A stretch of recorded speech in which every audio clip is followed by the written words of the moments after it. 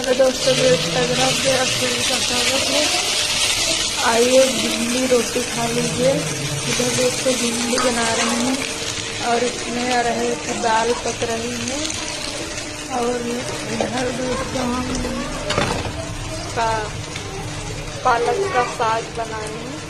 आप लोग आके खा लीजिए। और जो हमारी भिंडी पकी है, इधर दोस्तों सलाद काटी हुई रखी है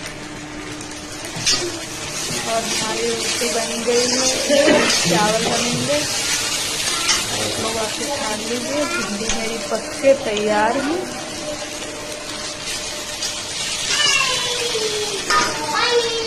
हम भिंडी रोटी को नहीं पसंद है, हमें भिंडी चावल पसंद है, इसीलिए हम चावल। और देखो हम जा रहे हैं भात बनावे।